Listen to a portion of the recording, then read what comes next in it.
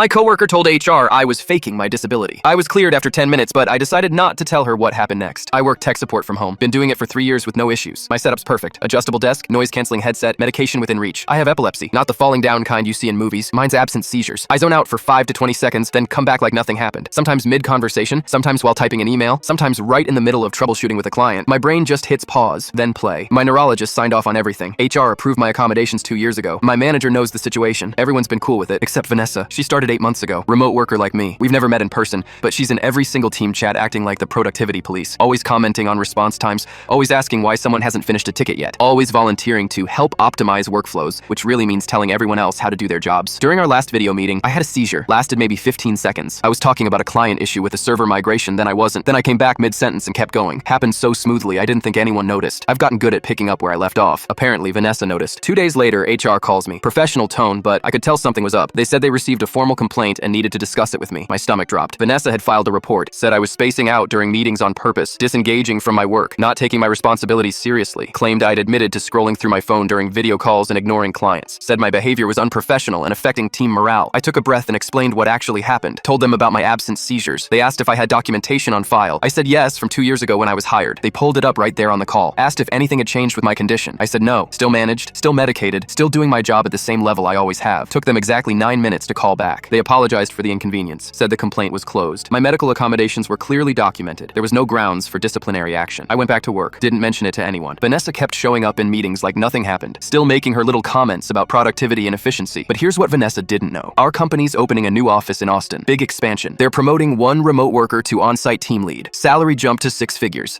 Full relocation package. Company car. Leading a team of 12 support specialists. They'd been interviewing candidates quietly for the past month. Vanessa had been campaigning hard for it, dropping hints in every meeting, mentioning how much she loved Austin's tech scene, talking about her leadership experience at her last job, asking pointed questions about the new office timeline, making sure everyone knew she was interested. She even changed her Slack status to include a Texas flag emoji. What she didn't know was that I'd been interviewing too, quietly. My manager nominated me 6 weeks ago, said my performance was consistently top tier, 3 years of perfect metrics, always reliable, always professional, client satisfaction scores in the top 5% company-wide. I'd done 4 rounds of interviews with the Austin team, met with the regional director twice. They loved my technical background and my ability to train new hires. It came down to 2 final candidates, me and Vanessa. HR called me yesterday afternoon, said they'd made their decision. They reviewed everything, my performance metrics, my reliability over 3 years, my medical accommodations, and how I'd never let them affect my work quality, my interviews with the Austin leadership team. Everything looked great. They were impressed with my consistency. Then they brought up Vanessa's complaint. They said filing a false report about a coworker's disability showed a serious lapse in judgment and professionalism. They couldn't put someone in a leadership position who'd weaponize HR against a colleague instead of addressing concerns directly. The promotion's mine, and Vanessa got written up for filing a baseless complaint. She still doesn't know I'm the one who got it.